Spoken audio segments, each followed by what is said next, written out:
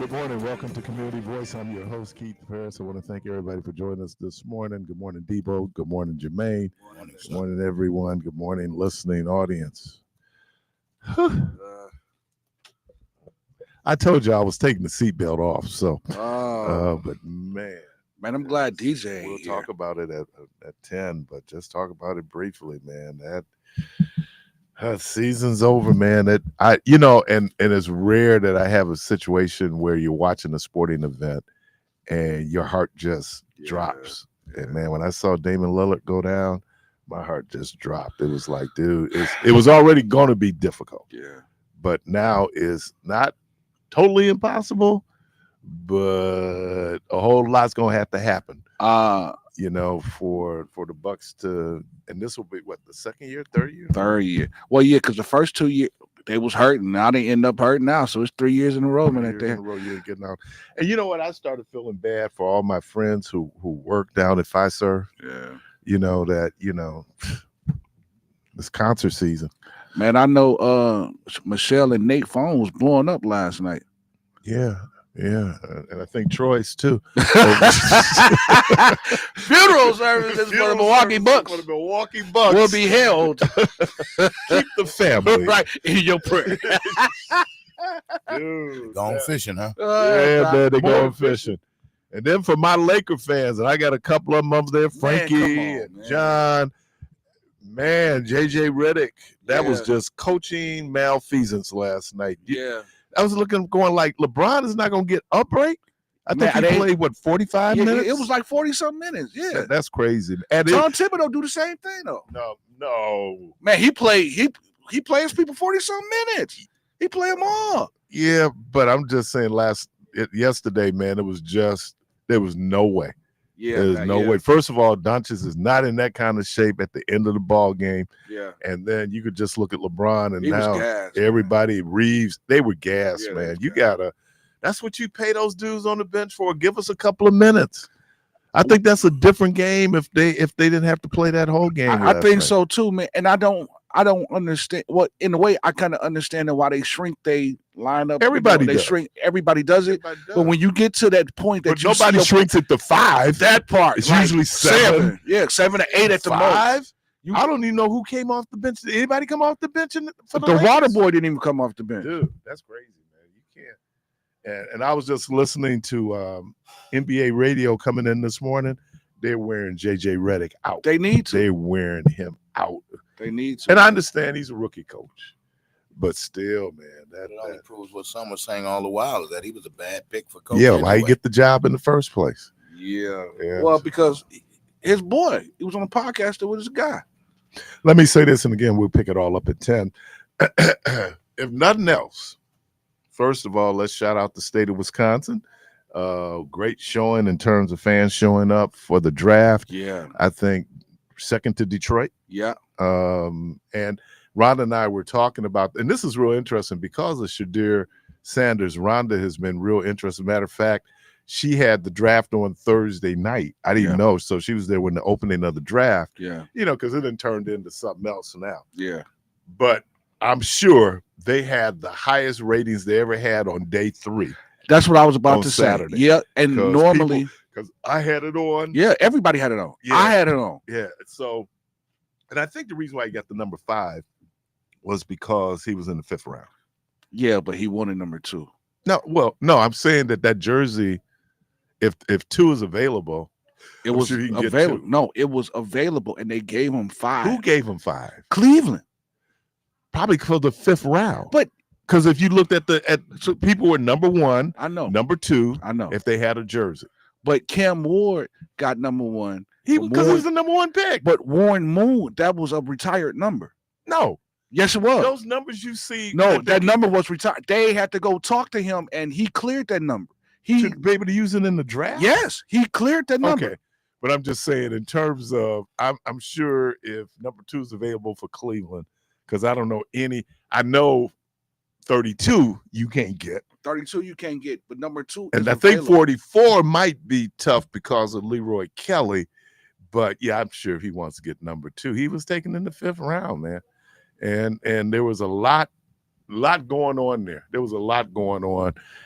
But I'm telling you, man, you started watching it on Friday night, and then Saturday morning, people saying, well, we never thought. As a matter of fact, I did stay for Mr. Irrelevant, though. Oh, for the last pick? Yeah, I did stay. I did stay watching for the last pick. He's out of Memphis State. Yeah. I think DB or something like that. He's but what Brock Purdy was Mr. Irrelevant, and look at him, man, all pro. So did Shiloh get I didn't drafted? know Shiloh got drafted. So he might go in as an undrafted free agent. I told you, look, man, when you take the sentimentality out of it. I watched Colorado, every game Colorado played on TV, I watched. Yeah. And I'm going to tell you that, no, he wasn't, certainly Cam Ward is the cream of the crop. But this was kind of a really poor year for quarterbacks anyway. Yeah. But there were some things we were talking about. There's some mechanic things that you work, and then you got to the point people said that they don't want the headache. And I'm with Michelle and with everybody. It is a lot of BS, but it's also business. Yeah, but look at the quarterback that the Giants drafted before Shador went off the board. This cat, they got video of this quarterback at the Combine, couldn't throw the ball. The ball was wobbly. They was laughing at this dude. Yep. But you draft this guy before Shador? I think, wasn't there 4 quarterbacks taken 6 before him? It was like 5 or 6 or something like that. Well, Cam Ward. Cam Ward, Then the dude, the guy that the Giants Jackson. took, and then there was 3 before him. So like Gilbert. 5. Yeah. So there was 5. Yeah. Now, he at this point, what do? You can be Tom Brady, who was taken in the 6th round. Yeah. So, but yeah, man. But like I said, it was drama. There's usually no drama on day 3 of the draft. And that's why they had 220? I think 220,000 people showed up on Saturday. Yeah. And they still had 200,000. It rained Friday night. Man, I want to get a shout out to my cousin Sam Guyton and his band. Man, they was up there playing. Okay. Craig Tate and Wayman, Tatum. Man. So, we'll see what happens. But if nothing else, the eyes are on the NFL. Yeah. I'm sure they didn't want that level of attention that they're getting because it's problematic. A lot of things we see happen in the NFL. But and then, hey, look, man, who was? Oh, it was Jody, right? The first receiver the Packers took in the first round. Oh yeah, Jody Nelson. Yeah, Jordy Nelson. That cat, Golden. Yeah, a lot of people saying that this Matthew dude was a monster. This dude is platinum. Yeah, and they were surprised when that he failed at 23rd. Well, now hopefully Jordan Love can get him the ball. Well, he's going to be the number 1 receiver, and I think he'll hopefully be able Jordan Love can get him the ball because when you got Dobbs and you got hopefully Jordan Love, because the offensive line. No, because of Jordan Love. Well, Jordan Love has been pretty good with getting the ball. Oh man, but Jordan Love, man, and look, I'm hard. I'm hard on the Packer quarterback, man, because you had 3 Hall of Famers play. You go back. No, go back to Bart Starr. Oh, Bart. The dude number 4, and Aaron Rodgers. I mean, I like Aaron Rodgers is going to go into the Pro Magic Football Man Hall was of Fame. nice, though. Who? Magic Man was nice. Magic was great. He just didn't play long. So did he get hurt? Wasn't his injury was the thing that opened the door for Brett Favre? Yeah, I think sure it was. Yeah, sure it was. Yeah. So yeah, man, it was tough. Let me shout out though. I did speak yesterday for Mission Day. Nice. So we got through that. So Zion Hill won't have to hear me for a little while. So look at them. They get a break. They talk about that the musical that Debo went to. Oh, it's about yesterday. Yeah. Oh, at Holy Temple. Yeah, I heard about them, man. I've never heard them sing, but I've heard about them for years. That they're just kind of legendary. Nice. Yeah. So, yeah, man. We did news on here. We broke the Hannah Dugan story. I received a text from someone. You sure did. I received a text, so we broke it. You sure did. I don't know. That's going to be a tough one, man. I think that, and I don't know if they're going to let her plea. I think that they want to make an example out of her. And, but Michelle is right, man. In that moment, of emotion, and Judge Ashley's in a real tough situation. So I understand now she won't be hearing cases. At least today she won't. See, So- but I think that was the attorney general that got on TV and said that nobody is above the law, including judges. And that just made me think, because I'm like, hold on, you got a president that's Don't- disrespecting let's not judges' orders. let's not get into just the blatant hypocrisy. It's just it's that people- unbelievable, man. But you know what? And I hadn't been really paying attention. I am now. The polling is dropping dramatically. And so what does that mean? Well, that means that if we can get to 2 years, because it's just been 100 days, this dude has the worst polling numbers of any president in the past 7 decades in the first 100 days. That's crazy. That's just I think the stock market, let me do some math here, has lost about, when he came in, it was 44,000. It has dropped now to around 39,000. I don't see how it opened today. So when you look at, someone said the amount of wealth that he cost Americans, in terms of the economy, it's just amazing, man, this dude. But you know what? It's unbelievable. We got to get through it. Yeah. Definitely get through it. Yeah. Oh, man. So how was your weekend? Well, Keith, thank you for asking, because the prior host for the last show didn't care to know how my weekend was. She didn't talk to you since last No, she talked to Thursday. me since last week, man. No, Wednesday, because she Because she didn't even talk to me Thursday. That's what I'm saying. So Yeah. that was last week. So Keith, that's why, man, I like you, man. This guy. We get along a lot. Keith. Keith show up to the show, and he fold his arms, and I know, and that when he folding his arms, I know he's paying attention, because he's hating. I'm hating. Oh man, zero in. You got to zero in on the hate. Because he hating. That way you're sure not to miss an opportunity. Rhonda says something to me like, "Why are you watching that?" I said, "Well, if I don't watch it, I can't hate. I got to see it. Hate is in my blood. Yeah, it's in my blood. I got to see it to hate, man. That is. But you know what? DJ always talks about karma, and so I just thought it was karma that during the election cycle, we get a phone call and say, "Keith, you're interviewing John Legend." Like, oh, okay.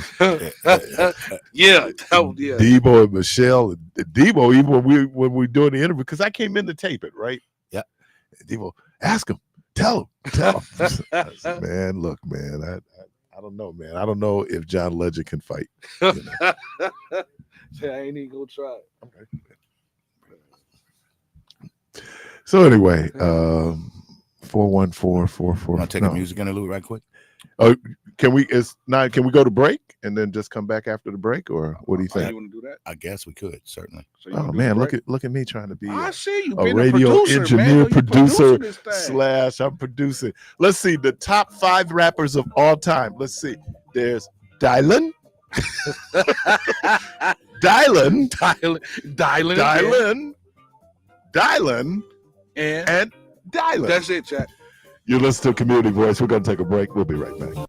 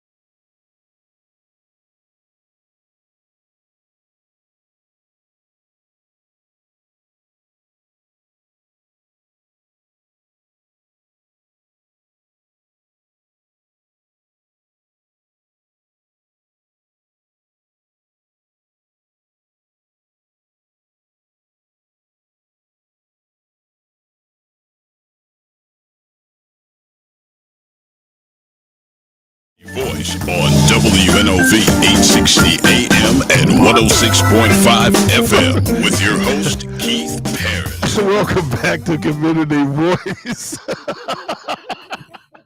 All this bubbling and complaining. We're joined in the studio by Pastor Teresa Thomas Boyd. Good morning. Good morning. How are you? I am wonderful. How are I'm you? doing really well. We was having a great conversation before we came on air. Better than you. Better Not than how be- are you better than you. Yeah, I know she certainly was when we got whooped 90-17, and she's doing real well. But you're here to talk about No Menthol Sunday. I am. So tell us about this. Okay. Well, we're going to start with a little history. So No Menthol Sunday goes back about 7 years ago. A national program in the country to observe and educate and really to even call to action people that came from the Center for Black Health and Equity. We want congregations and community people to know how to be aware of the impact of menthol cigarettes and other flavored tobacco and what we can be doing different in our community. It's been a lot of years, but we're still in the fight. And we still have to deal with the tobacco industry making billions and killing millions. And that's basically what it looks like. Look at you, making billions, killing millions. It's interesting because what we discovered was that menthol cigarettes in particular were targeted to particularly Black communities. Yes. But there's a little bit of also some cultural things going on there too. For us in terms of our relationship with menthols. I think it started with Salem's and then Cools. Yes. And Newport. Oh, Black Death, Newports. Yes. Newports. Yes. It was so it was targeted at us. Yes. And and obviously the tobacco industry had a major settlement in terms of a lot of things. First of all, lying about the carcinogens that were in cigarettes, Yes. right? And the health impact that it had. You and I are not old enough to remember, but if we saw some films from the past, you see doctors smoking. Oh, yeah. Yeah, and so we see the harm. Imaging was the greater thing that they used, the marketing that they used to constantly, the free jazz cool festivals came about.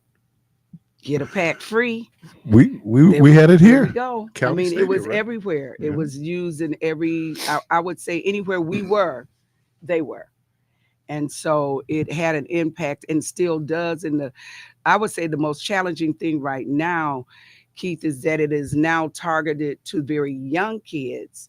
And because they're in elementary and middle school, they don't have a clue what's in a vape. But that seems to be kind of in contradiction to the anti-smoking campaign that started with kids. Right. I mean, because you can have kids out there, you pull out a cigarette and see how they react.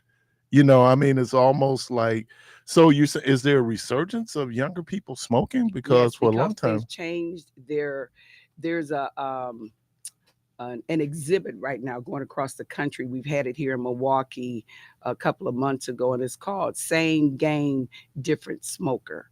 And so what they've done is change their tactic to go after now those younger smokers. And by them doing that, they had to get all of the flavors. They had to come up with something different. Every kind of thing that you can think of, a vape can look like it. So the kids that are in elementary school now, we've talked to teachers and principals. They're saying you go in the classroom or in the bathroom and you got to figure out, okay, what is this? It's not is not what we think it is. It's not a pencil. It's not a this. It's a vape. And do they know it's 20 cigarettes in one vape? No. And they're not going to tell them that. And they're not going to learn it. And they probably won't even believe it once they continue to do what they're doing. when you said smoking in the bathroom, that seems to be a tradition. Oh, yes. Yeah. I went to Catholic school. They called it the concourse. And we had a school rule. There was no smoking within 1 square block of the school. You walk out, we got out of school at 2:20. From 2:20 to about 2:37, it looked like Mount Sinai. But there were no students there. Somebody's out there smoking, right? Yes. I mean, it is. So part of this education project that you all are doing, talk about who are you targeting and then some of the things around this educational piece that you're doing? So with the organization, again, the Center for Black Health Equity, it has been an organization that is going across the country to educate, and they chose to go into churches because of the number of people that they thought that they would be able to educate. And I would say also agitate, because you get in churches and you can get just as complacent as everybody else.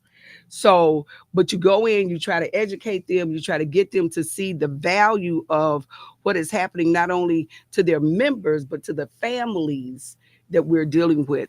So through that education, they brought in churches to say, educate your people, tell them how they can advocate for people, and then how they can fight, because that's another piece of it that, especially for our history, is always got to be some kind of fight.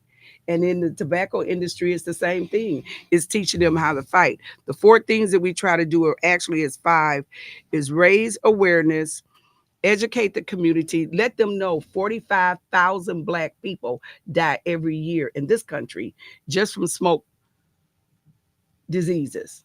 45,000 people, that's a lot of people. In Wisconsin, not just saying Blacks, but we lose 7,900 people per year in the state of Wisconsin to these diseases.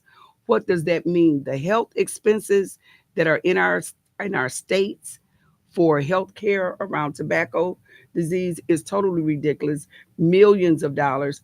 But then on top of that, we go back to the tobacco industry and say their productivity and their money is billions of dollars. So as you looking at this, hearing this, it's a fight, and it's not an easy fight, but we all have to be in it. I'm just going to say these other 2 things. The other thing is to support people that really want to quit. How do you help people quit? Because it's an addiction. And the last thing is, what the center is trying to do is find out ways to bring about real health equity.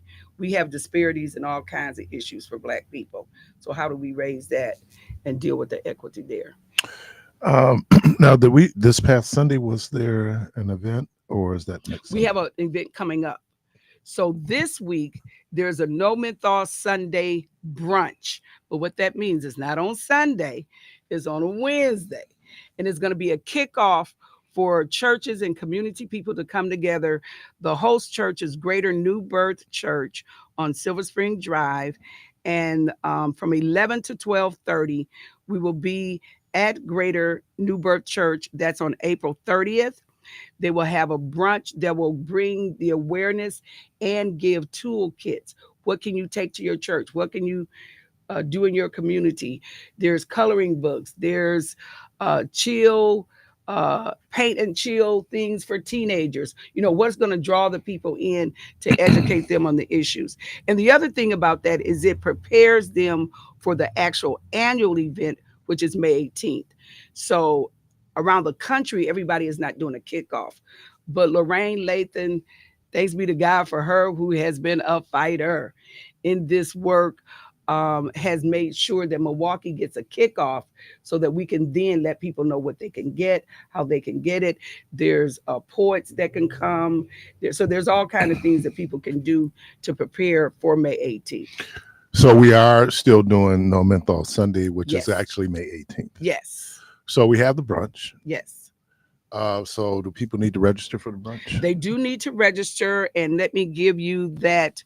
You would need to go to nomentholsundaywi.com. Again, that's nomentholsundaywi.com, and you can register for the event. We're hoping to double the amount of churches that we did on last year. So we had about 50 churches participate last year, and we're hoping to get at least 100. So what about the churches? People might not get to the brunch, but churches who want to participate on May 18th. So again, they can also go to the same email address. That's nomentholsundaywi.com. They can also contact Jump at the Sun, where Lorraine Lathan is, and we will put you with either myself or anyone else that's working on the project, we would be able to also, I can give my number out because I give it out all the time anyway. So if somebody wants to call me at 414-507-1115. But let me say, please text me first. I don't answer all these calls. I am selective. Too many other people calling, saying nonsense stuff. They calling about They no talking menthol about, Sunday. yeah, they be talking about everything else. And when you become a senior, they really call you. They call you for everything. So text me and say, I'm interested in No Menthol Sunday. 414-507-1115. Pastor Teresa Thomas Boyd, thank you. Thank you. And thank you for taking me back down memory lane. You know that had to be traumatic. If that happened in the 8th grade, I can give you the exact score that Yes, game. yes, that had to be. Yeah, man. I'm just going like I can even remember anyway.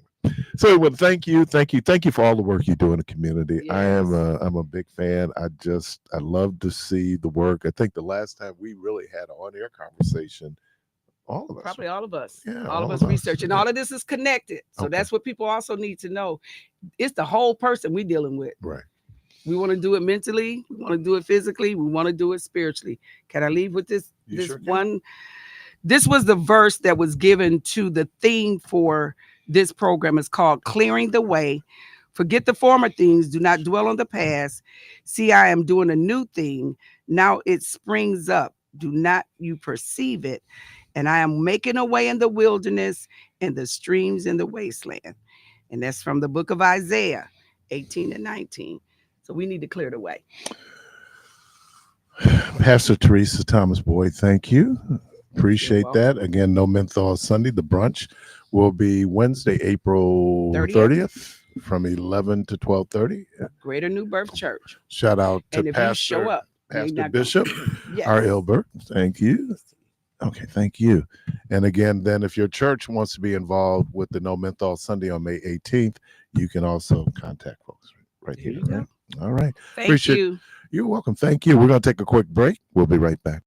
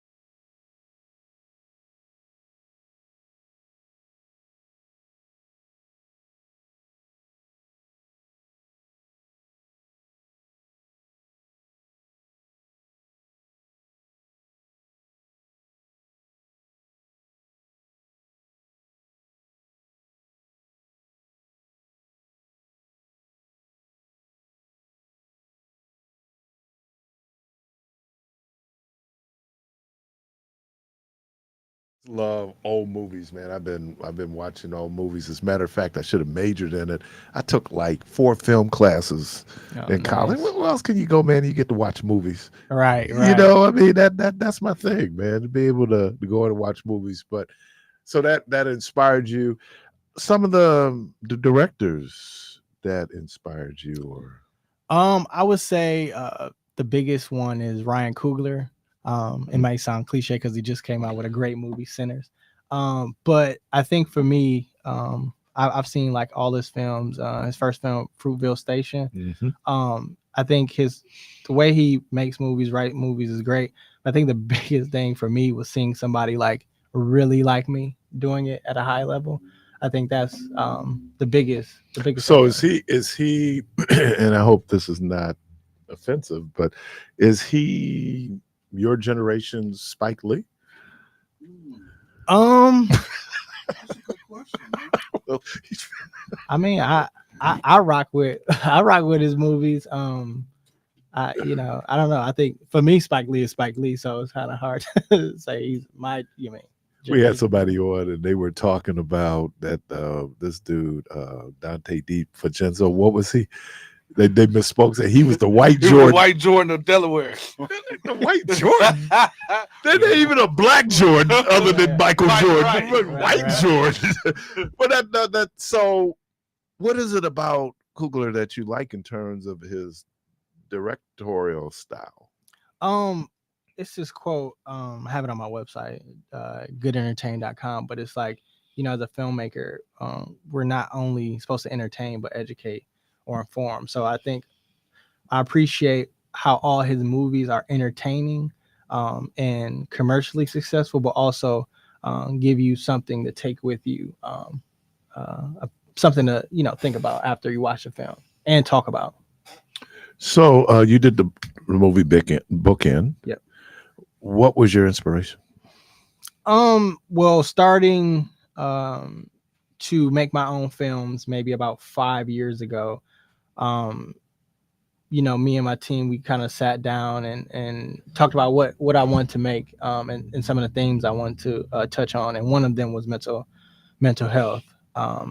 Seeing a friend complete suicide, a friend that grew up with in my neighborhood, and my grandmother deal with mental health, her mental health issues. It's just something I found interesting that hasn't been spoken about in film. Well, and we say in film, just in our community in general. Yeah, in general, It is like the great taboo to talk about our mental health struggles, and yeah, for sure. for a lot of different reasons. But I think that anytime we get to that level of awareness where we can begin to have these conversations, people can get the help that they need. Yeah. So was this, you said, was part of your lived experience in terms of what you family history and what you had seen? I guess there's a young man in the movie. This kid, Yeah. Tell us about him. Jacob, he was great working with a younger actor. He's super serious and about his craft of acting. But yeah, it would just essentially chronicling what it's like to, I guess, be young and not and have it unchecked early on, and then coming into manhood and becoming a father. So that's essentially what the short film is about. It's a proof of concept, and I kind of explained this before to like during the film or after the film. My goal for this was to make a short that could roll into the feature, get feedback, raise more funding to be able to create the longer version of it. That's and I talked to someone else, another person who's part of the short film portion of the festival, and he said, well, it was his first one. Yeah. So I guess you get a chance to expand. I'm trying to think. Was Spike Lee, now Fruitvale Station was Ryan Coogler's first? Yeah. I think for Spike Lee, it's She Gotta Have It. I think that was the first. He did some stuff for film school. Yeah. But this was the one that just kind of, I mean, it was the first Spike Lee movie I ever saw. Yeah. So talking about that, being able to do it, you do it. What's the running time of this? It's 5 minutes. So the proof of concept is 5 minutes. And it's showing the day again at 1:00 at the Oriental Theater too. So And then it's also showing on the 1st. Yep. At the Oriental. Man, I mean, did you go to film school? I didn't even ask. no, I actually didn't. I went to business school at UW Whitewater. But I always done film. I think then there was nobody that I identified with that was doing it. So it was kind of like, saying out loud, I'm gonna be a filmmaker, kind of seemed odd for a lot of people. So I went in something more quote unquote practical. But I love business though. But after graduating, I kind of thought like this is the perfect time. Didn't have any real responsibilities. So, went to LA for a time, met a lot of people and learned a lot, and kind of realized that with the resources I'm exhausting out in LA, I could come back to where I was raised to, do my own films and kind of, uplift my community. Yeah, I've gotten addicted to the studio, Mhm. which is how everything goes into how filmmaking and behind the scenes of filmmaking, on a larger scale. But to be able to do that. So what are you looking forward to doing in terms of after this particular film? Do you have something in the works that you're working on? Yeah, so it's the follow up to Bookend, the feature film. So a lot of work is going into pre-production right now, getting all our ducks in a row to make sure we can execute a great feature film. This will be my debut feature film, so I'm looking forward to executing it. Man, it's good when it's local. Yeah, That you have an opportunity. Again, this is Mr. Justin Goodrum. He is the director, filmmaker of Bookend. It will be showing at the Oriental today Yep. Today at 1 at p.m. 1 p.m. and then on May 1st at, let me pull it up. I got the time. Yeah. At 11:30. Yep. Over at the Oriental. And if you want any information on the feature or anything to follow with Bookend, please visit my website at www.goodentertain.com and join our newsletter so you can get all things good. Mr. Justin Goodrum, thank you, man. Thank you for having me. Appreciate that, man. And it's good when we get a chance to talk to local talent. And then one day when he blow up, like, dude, I was talking to him, man, and you just like blew up. Yeah, I'll be back. I'll be back. Yeah. Appreciate you listening to Community Voice. We're going to take a quick break. We'll be right back.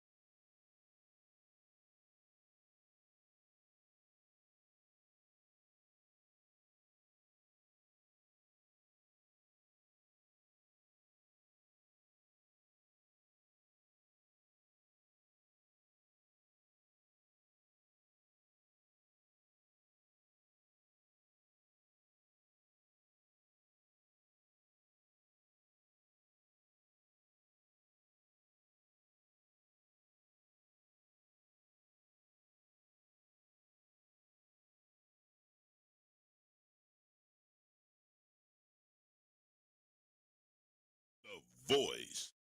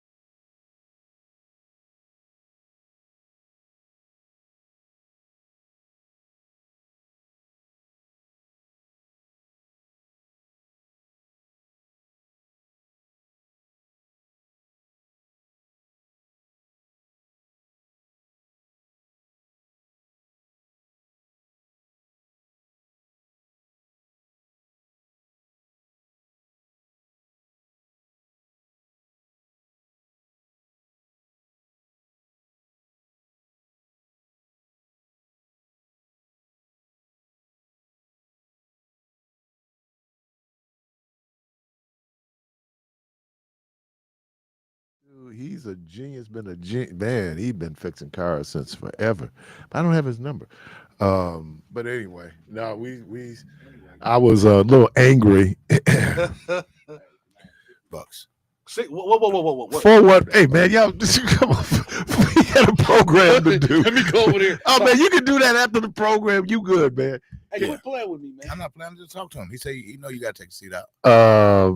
414-444-5250, 414-444-5250. I don't know if you got any feelings on what happened with Shadir Sanders, but what grinded my gears as we were sitting here talking, y'all explain to me. Now, I saw the original King Kong, Here we go. which was considered a classic. I saw the remake that was done with, what's her name?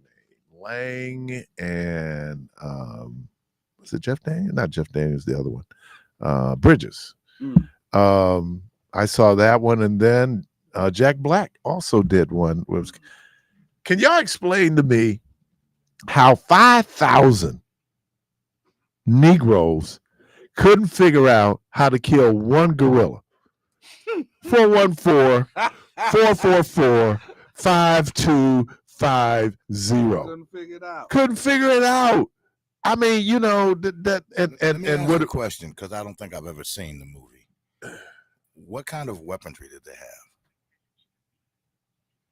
Well, they had spears, they had bow and arrows. But didn't they have the same? They didn't weapons have that didn't have guns. And even maybe I should, because it took, if you watch the original movie with Fay Ray, you know that he climbs the Chrysler. Either Chrysler or Empire State It was Building. the Empire State Building. Okay, and then it took some planes to come by and shoot him. I just think that the depiction of indigenous African people, the depiction of indigenous Native people here in North America and South America, and indigenous people in Asia, this whole thing that we haven't figured it out. Now look, like Tarzan. Now Tarzan, they say he was the king of the jungle. Maybe, just maybe, the indigenous people say, don't go mess with the lion. Yeah. How many white people done got hurt on safaris when they tell you you can't pet that lion? Yeah. It's a good lion. He won't. Yeah. Lions, tigers, bears. Oh my. Yeah. Yeah. But it's something that these images that we put out. So just so you know, Zebra, in response to your question, Zebra said it's easy to figure out because it wasn't written into the script. Oh, Makes sense. Oh, so then it Get the does hand matter clap who for the that. writer is. Get a hand clap for that. I would guess. Yeah, it does. So. It does matter who the writer is. Oh yeah. Okay. Here's another thing. Seeing I'm just whiffing now. What? You what? I'm whiffing. Can somebody get Smokey's number? Smokey the Bear. Smokey the Robinson. Oh, the Robinson.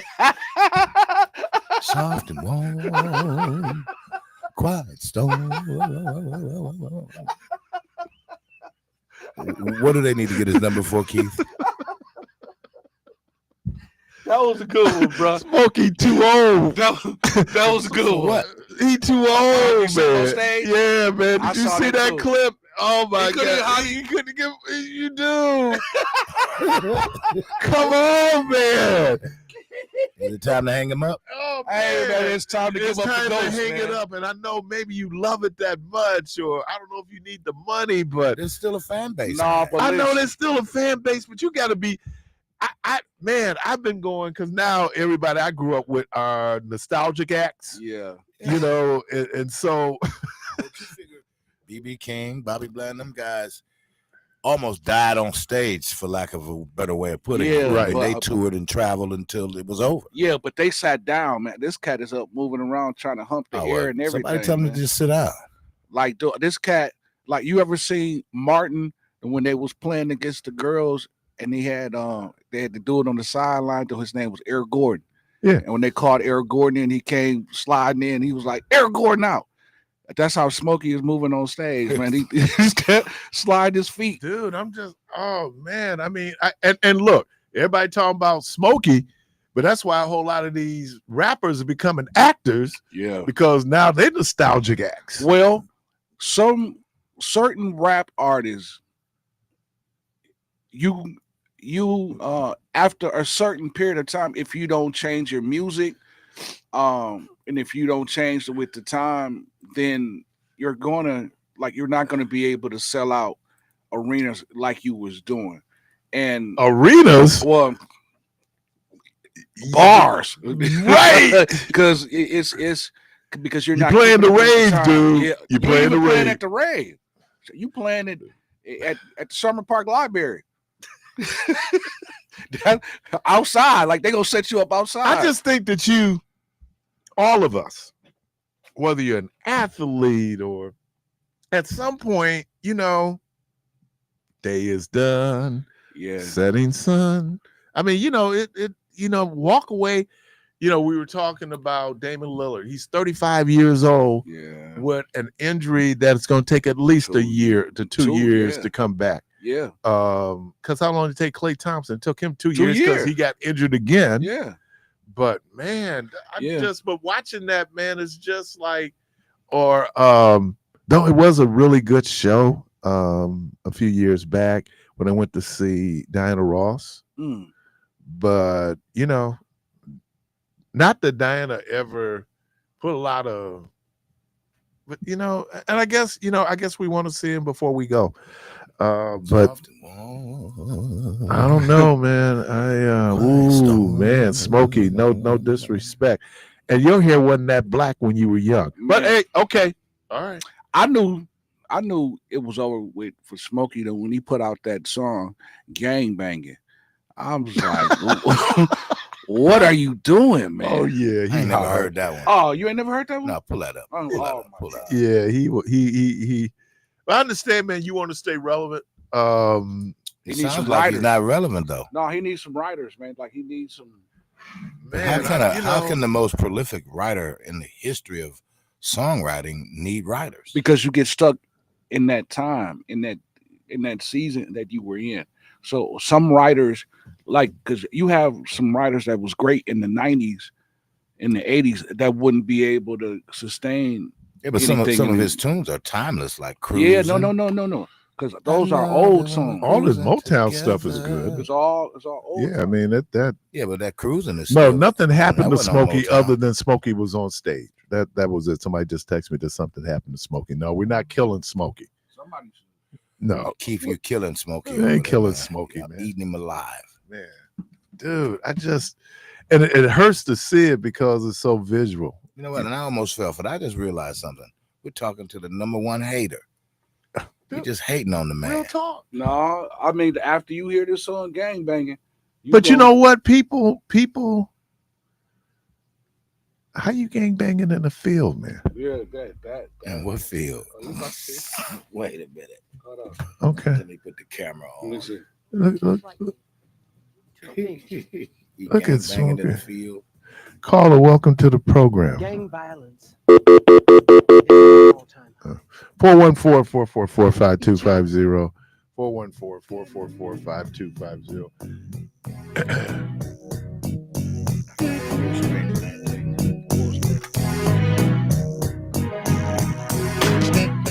Wasting your time, drinking that wine, smoking that smoke, doing that coke, dealing that dope, giving up hope, gang banging, gang banging, gang banging. Must be catchy. You singing over there. I hate it. It sucks. Preaching that hate. All right. Define your I couldn't love. take it. Killing your What was that done? That was done like in the 90s, right? Yeah, it had to be because he don't look like this no more. Yeah, man, because he had locks. Yeah, Yeah. you're That right. It yeah. sucks. Soldier. Absolutely terrible. Caller, welcome. In my opinion, anyway. Gang banging. Caller, welcome to the program. Good morning, fella. Good morning. Did something happen to Smokey? No. I'm No. talking about Smokey. I just came back in. Because they've been circulating this clip from him at a recent show. And boy, he was trying to. Like I said, it wasn't like when he was with the Miracles, they had a whole lot of choreography. Oh yeah. You know, they had less Oh, you movement. talking about his dance move? Yeah, Yeah. that. Oh, yeah. Yeah. Me and Brenda song, it wasn't last year. I think it was the year before. I think it was at Summerfest. Okay. He can still blow, but it was just, he was still trying to do the thrusting and all that kind of stuff. Pelvic thrust is over. Right. It's like, okay, dude, you can't do that stuff no more. You're going to end up like me breaking your hip. So, Hey, man, there's nothing sexier than a 93-year-old man doing a pelvis thrust. That's why I was laughing how old so is he really, hard, though? but He got But to as be far in as his the- 80s. Yeah. How old is he really, though, George? Like Do you in know? his 80s. Yeah, he's in his 80s. Smokey, I don't have a clue how old Smokey is. But he can still blow. I mean, I enjoyed his singing a lot. He can still sing. It seems like he uses more Billy Goat now than Yeah, ever man. before. I don't know what that means. Me, He's 85. He 85. Yeah, man, that cat got that shaking baby. Just had a syndrome birthday going in on. February, 85. Gang banging. Something wrong. Gang I know Steve said he banging. wanted to hold off to 10 o'clock, so is it okay to talk about the bus? I'm depressed, man. Oh my God. Yeah, man. There you go, George. Man, now you just brought me back down to reality, man. I was. Oh. Is it the coaching? No. Is it the play? Is it the players?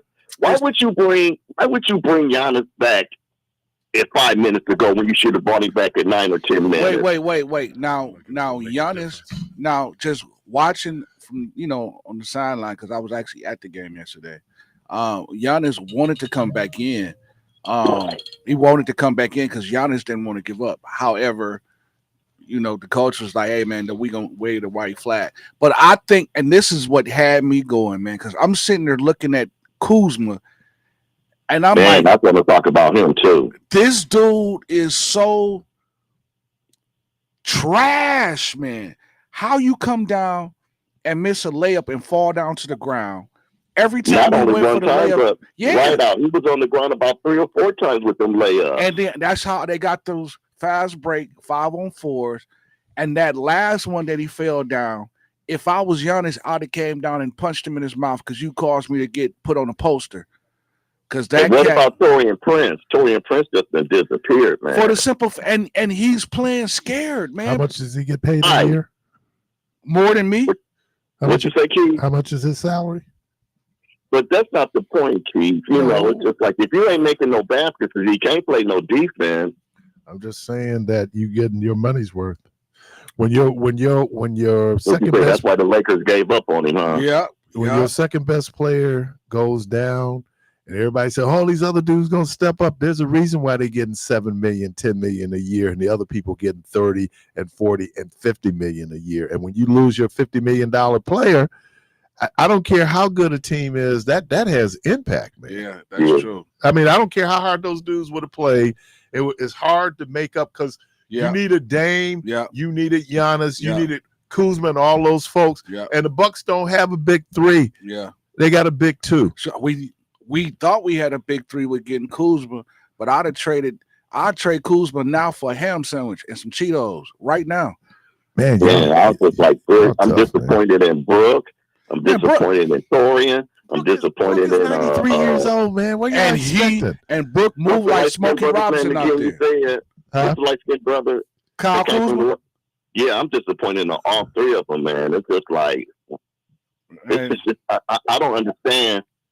Y'all play organized ball. I only play pickleball on the playground. So I got to ask you, did something happen to your psyche? Yeah. Because your best player go down. Yeah, some happen to your psyche, and on top of that, when you get to like these tournament games, and I mean, you know, I only played high school ball, so I didn't get a chance to play college ball. But even in high school, when you get to the tournament games, or you watch certain players, man, it's in their head. So you out there and you not playing how you play during the regular season. So it's like, man, get out your head. Go out there and do what you know. I think the Indiana's in the Bucks' head. All in their head, man. And Bobby said too, man. Bobby just want to fight, man. Bobby don't even want to play no ball. Bobby just want to fight. Well, hey, they might as well, man, because they ain't getting out the first round. Yeah, might as well get some licks in. Man, go ahead and square up. You've been suspended already, man. Just go and get kicked out the game. But you know what? I was watching. Was it the Pistons and the Knicks? Yeah. Boy, NBA fights are not like they used to be. Boy. Oh man, they used to be. Oh man, they like real fights. Yeah. These dudes.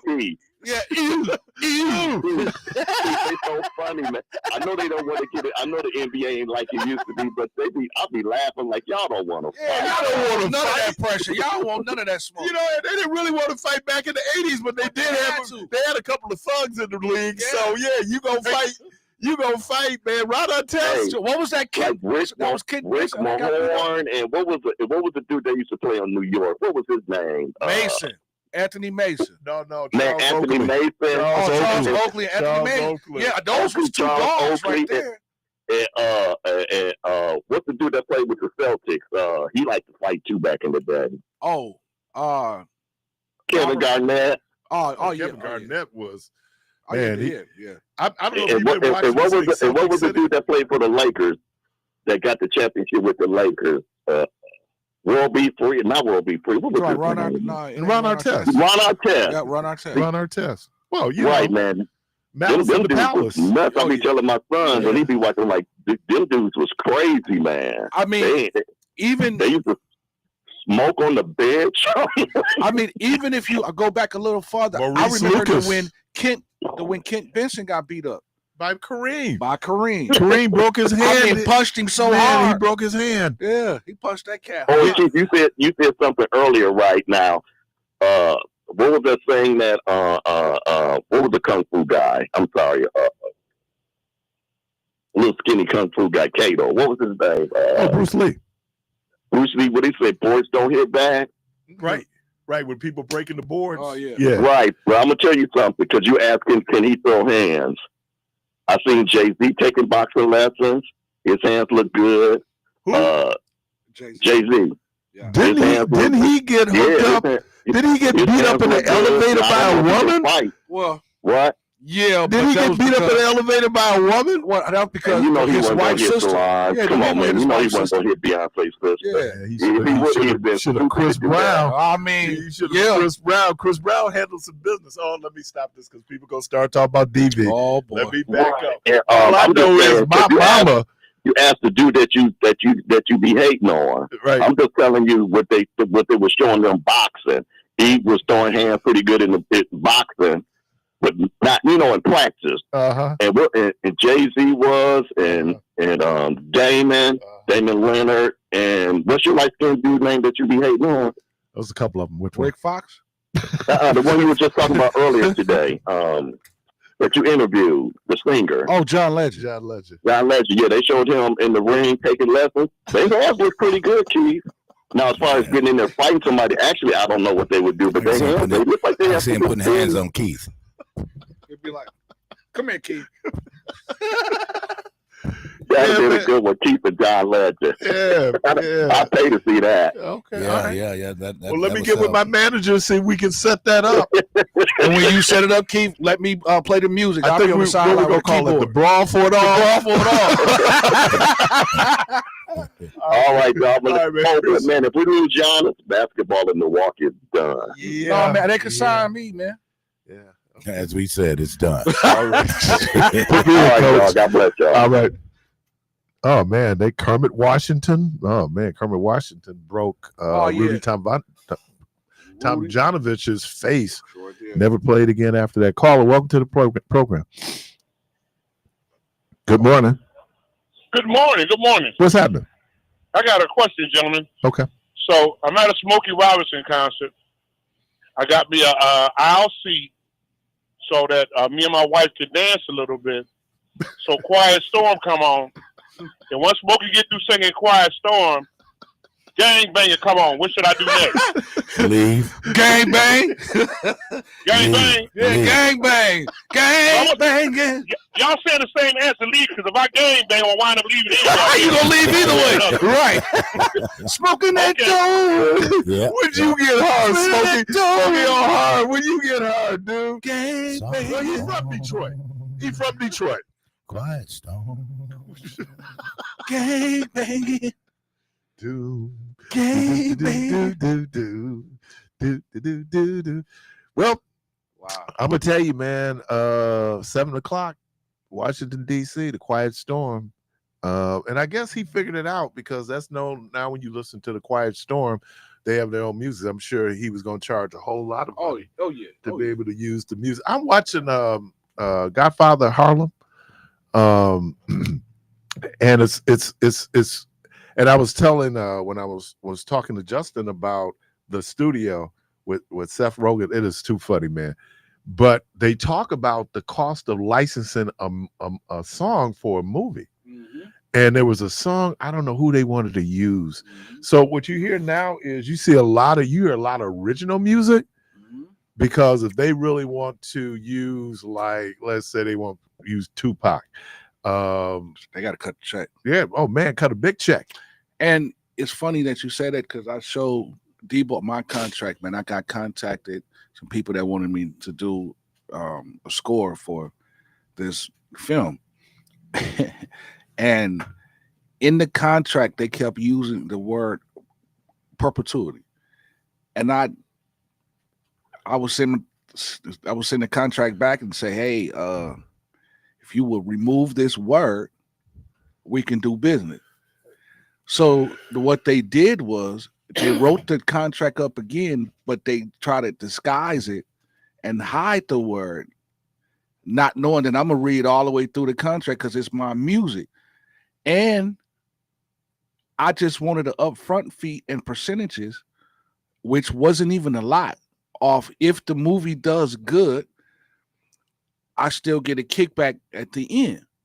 They wanted all right ownership of it. They wanted to own it and not pay me. So I pulled the whole song. And what do they do? Let's say they get you rights. You get it back, what, in 25 years? No, you don't get it back at all if that word perpetuity is involved. Because that means that they own it for now ever. Wow. Yeah, so I'm like, hey, listen, I'm not a rookie at this thing. I need y'all to kind Well, of that's why, man, I haven't signed with a record label. 'Cause- yeah, one of They're only the one of the main reasons. reasons. Yeah, well, the main reason is no talent, but that's I said one of the main reasons. you said the main reason. the main reason is I was looking. We'll get the caller. Call him up to the program. I got a quick comment. Yes, sir. Go ahead. Oh, I'm sorry, brother. I ain't know. Okay. Hey, you know what? I think if the Bucks can get out of that first round on all the years they've been playing, they'd be much better. It's hard to get out that first round with the Bucks. What? They don't have the players, man. They don't have the players to get out the first Did round. you hear what you just said, man? He didn't hear. Huh? He should have asked that question Did you before he hear what you called in. said? If they don't get out the first round, they done. Yeah. And Yeah, if they ever get out they just can't get out of that. Yeah, that's what I'm saying. I'm just saying, and the Packers. Well, maybe I said it wrong. And the Packers, the second round, they can't get. The Packers can't get out of there. Yeah, second round. Yeah, so man, and then it's. Well, I don't know if I said it wrong, man. Keith, I ain't politically correct like you. You know what I'm saying? It took him a long time to get offended. Yeah, like, hold on. I offended you about 3 minutes ago, man. Right about now. But let me say one more thing too. You know those superstars who I don't know, Devo used to Devo in the band and stuff. Maybe they don't want to leave the road, but their families be enjoying their houses and everything because they're always on the road. So you think it's the money? I think they just like the fans. I think they like the fans. It's a little like both that. as an entertainer. You enjoy what you do. If you don't, you wouldn't be doing it because it's not like you're getting rich doing it. You really enjoy entertainment. The fans and just, so forth. You're a celebrity. But it'd be like if I go see MC Hammer, I want to see Hammer Time. You know what I mean? But man, can you imagine, man, when you 80 years old, you can't even enjoy the stuff that you don't. But you know, but your family do. But all right, you know, brother. Keith, all right, man, thanks. You know, even as Hammer, or even as a potential somebody that want to go see Hammer Time, that if he made it 30 years ago, Hammer's time has came and went. So Hammer Time is you over. Thinking it's gonna be the same? No, he done aged 30 years just And like you speaking have. of time that's went, Dame Time is gone too.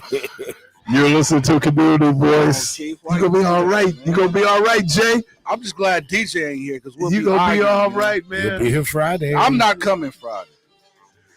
You listen to Community Voice. The phone line's open 414-444-5250.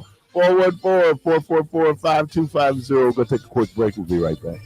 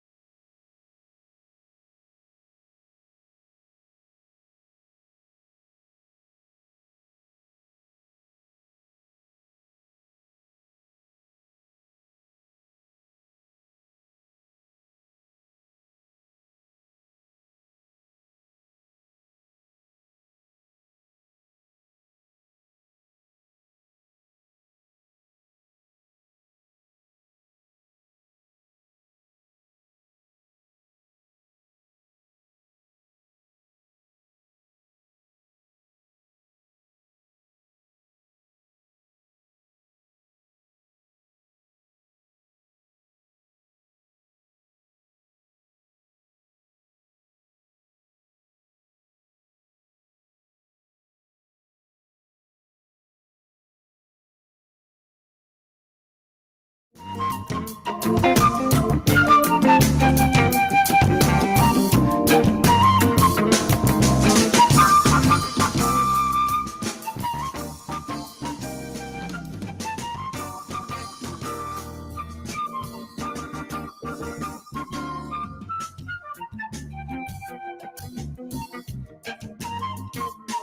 inside Community Voice on WNOV 860 AM and 106.5 FM with your host, Keith Parris. All right, welcome back to Community Voice. And again, the phone line's open 414-444-5250, 414-444-5250. I don't know what it is about black mechanics. Jermaine was saying how dude had this whole part piece, and he going like, shouldn't that be in the car? Oh man, you don't need that. You don't need that. They're like, man, it came with the car. What? Oh, you don't need that fan belt. You good? So steering wheel? Nah, you don't need it. Engine? Nah. Pedal? Like, man, what?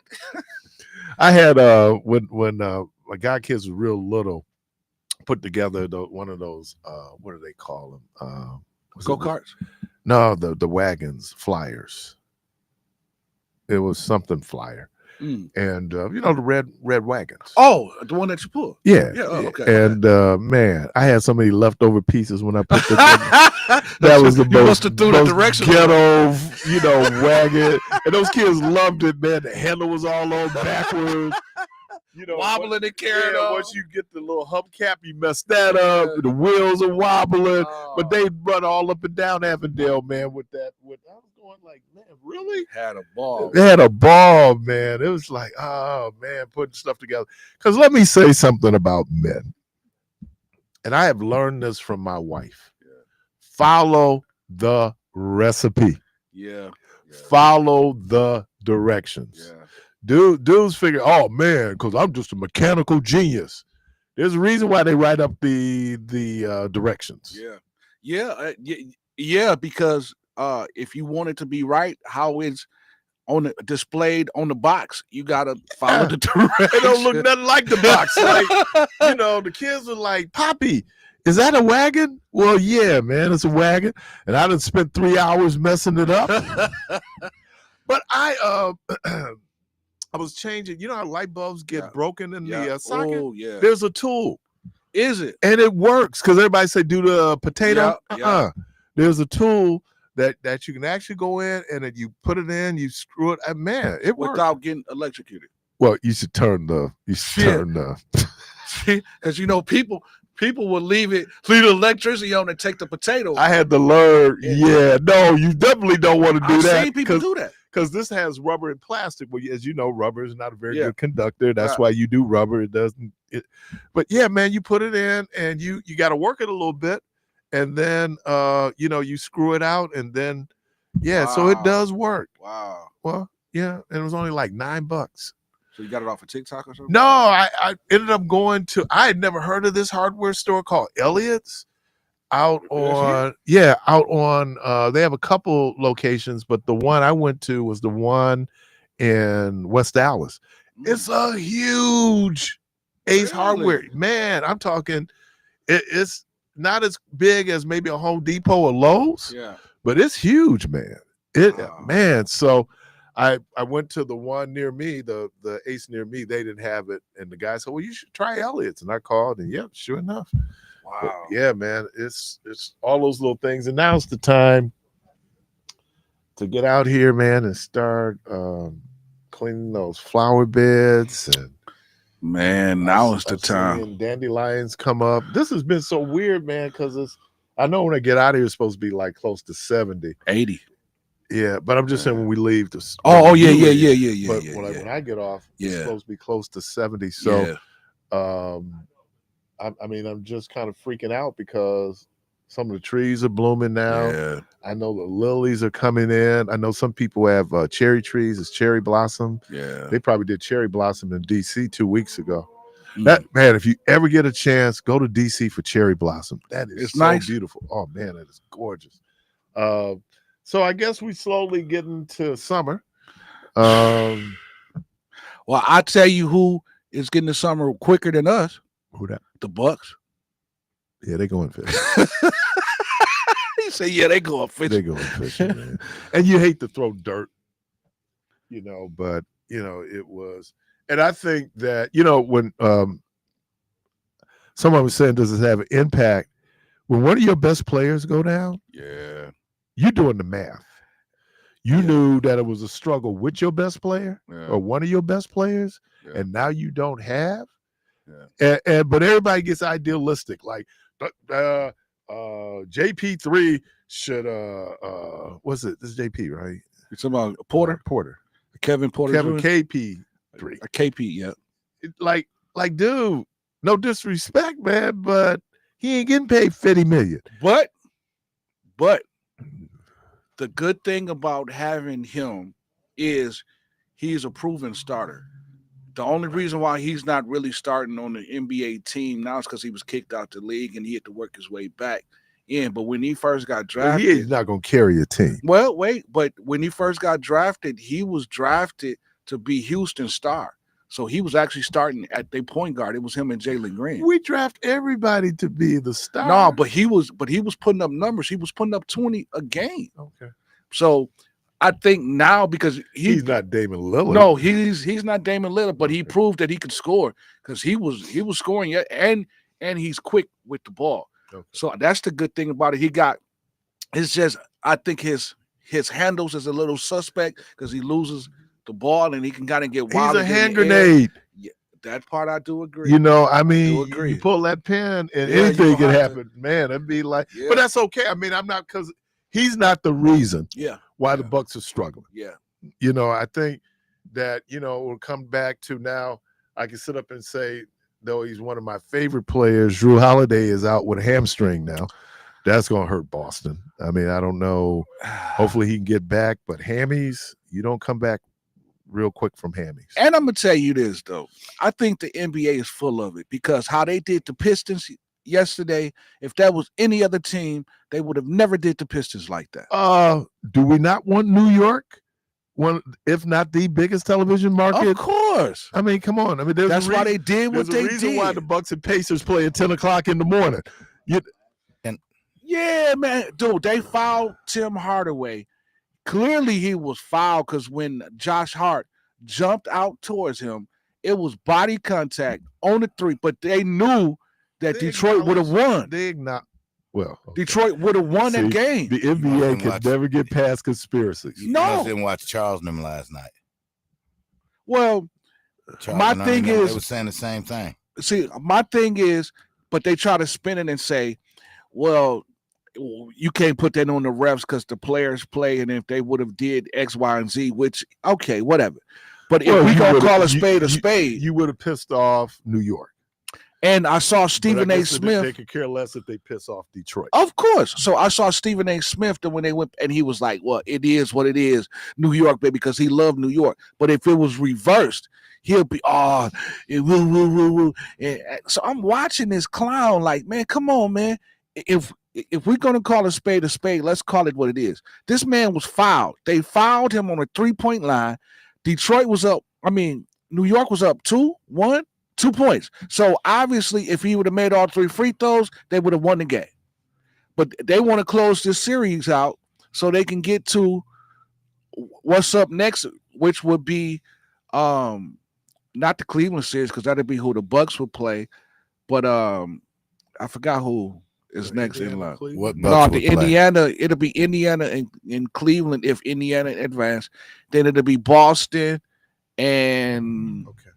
New York, it'll be Boston and New York. You are, oh man, which the NBA is gonna love. Of course, because it's revenue, so they know people go. We got defending champion against us, as Keith put it, if not one of the largest. Man, but that'd be that whole East Coast. Yeah, that if you look at the TV markets, the worst scenario would be like an OKC Indiana final. Oh, they don't want that. That's the worst scenario in terms of revenue.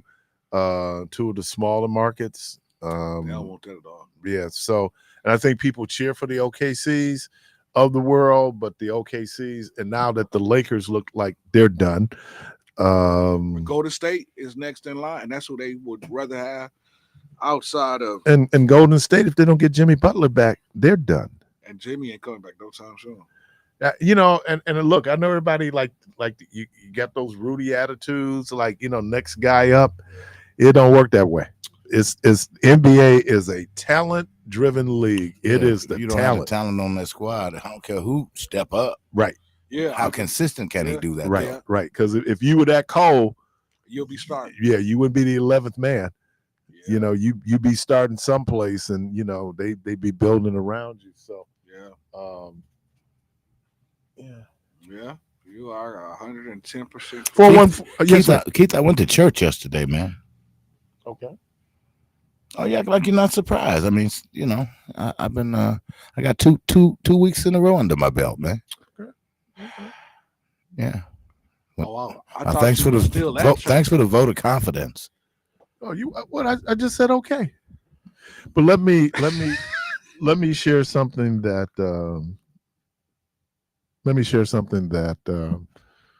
Malcolm said. Malcolm said that kittens born in an oven don't make them biscuits. Yeah, that is. I saw something the other day, a preacher, and I wanted to run this by you. He said that out of every book he's ever written, every sermon you've ever heard him preach, disregard anything he ever spoke to about tithes and it being a part of your religion and or faith. Oh, 34 years later, we talking Creflo Dollar? Yeah. Now, exactly what did he say about that? Because he was saying that it's a part of a mindset versus the actual Christian walk or something like that. Whereas people have used it as a threat and or fear. It was the reason it's put out there. Well, you gotta pay the bills, and for people, they kind of miss that piece of it, that you really have to pay the bills. Mm-hmm. There are some institutions that have incredible overhead, right? When you're looking at the staff, you're looking at the physical plant. And I don't know if schools like American Baptist or other schools are even doing anything on institutional management. But when you get to a certain point, there are certain ministries throughout the country, certainly here locally, when you look at the amount of real estate that is under that institution, the different programs that's coming out, the staff, and like I said, just to maintain a building. You know, that you heard, was it Steve Harvey talk about the building fund? He said in a lot of churches, they ain't even changed a doorknob with the building fund. But, you know, all that, the maintenance and stuff. So there's a cost there. I don't know how you have to strike a balance, though. You know, one of the things when you read the comments that was surrounding Marvin Sapp, and I read a commentary, I don't know if it was in the Griot or in the Root, they said that Marvin Sapp kind of tapped into something unknowingly, especially when it comes to black males and church, you know, because brothers are trying to figure out, well, I ain't giving that money to that dude, you know, so that money thing becomes an issue. But money has been an issue for churches since there've been churches. When I found out that only most on average people give in terms of supporting faith organizations about 5%, not the 10%.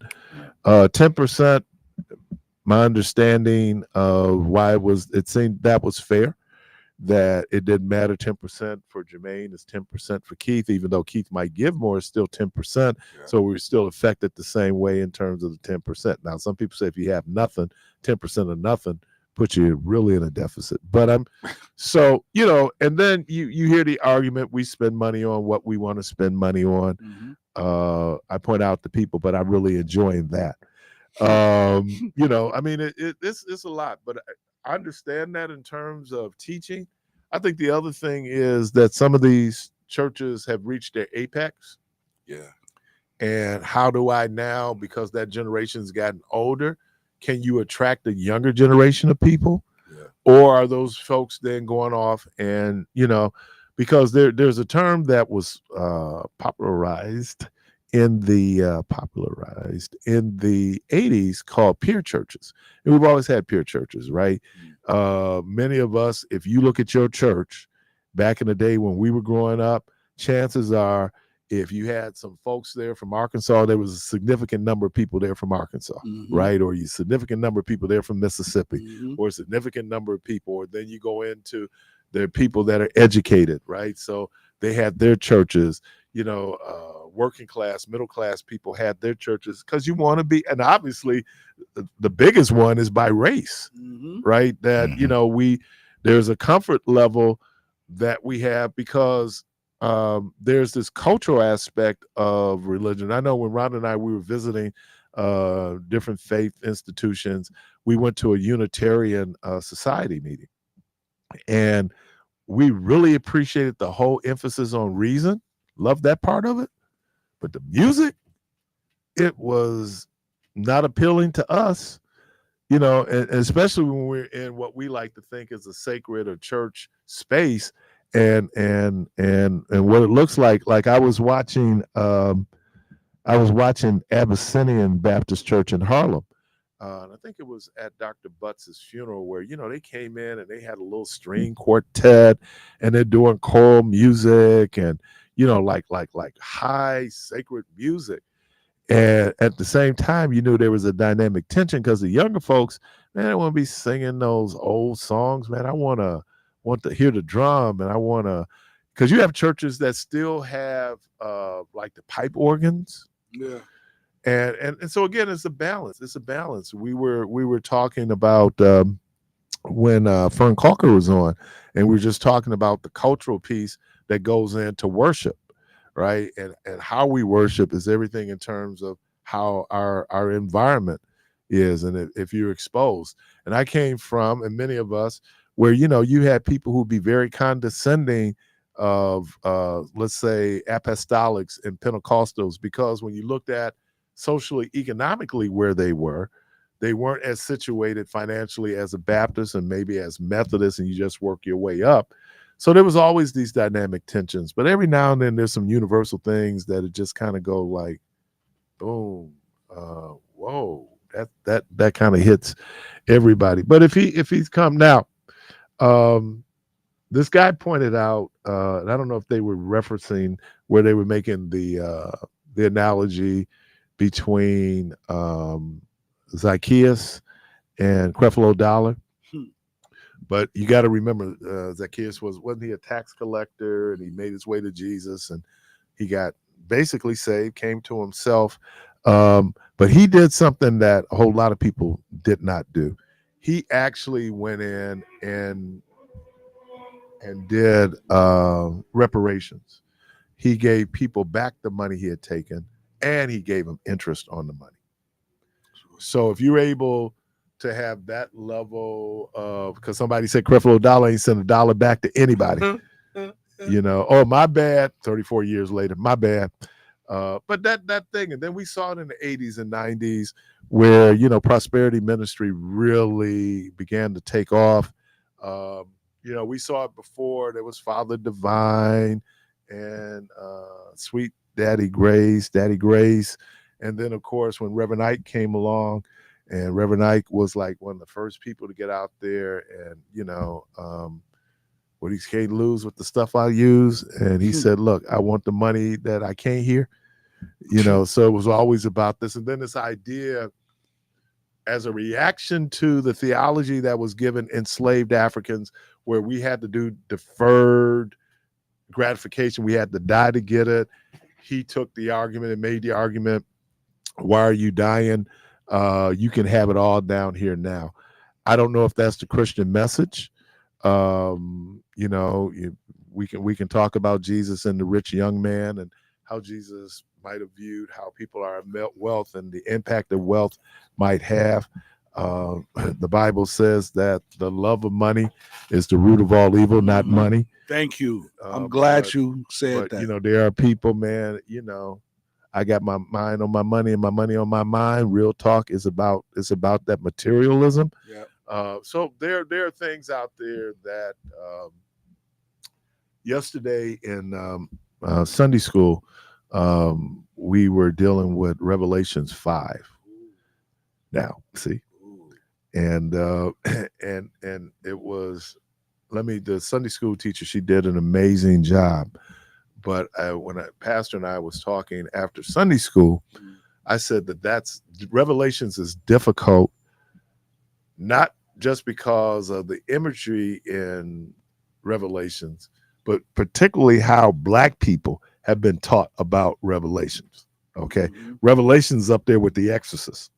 Okay, I mean, there are things that really play into our superstition. And I said that, when I was sitting in my New Testament survey class at American Baptist College, and I found out that there were these 4 different schools of interpretation when it came to the book of Revelations.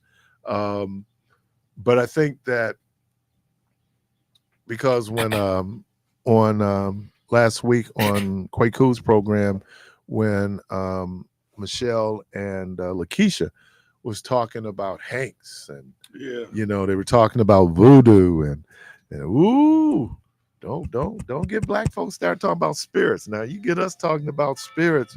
That's why it's very interesting to see people like Jordan Peele and others doing ghost movies and think Black people gonna show up, because come to those ghosts. I know that you said you haven't been yet. Do you anticipate going? Yeah, I'm gonna go. And I was saying to Justin that I guess the only thing that I'm a little worried about is I've heard so many people talk about it, and whether or not that's going to bias when I go in to see the movie. But yeah, I'm looking forward to going to see it. Now I'm one of these people. I love good movies. Period. Love good movies. Period. And from everything I'm hearing, this is a good movie, probably bordering, if not bordering on great. So we'll get a chance. All right.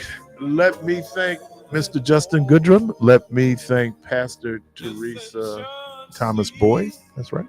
Yep. Debo, thank you. Yes, sir. Jermaine, thank you. Callers, we thank you. The good Lord willing, Quick don't rise. Hope to talk to everybody tomorrow. And as always, go from this place in peace.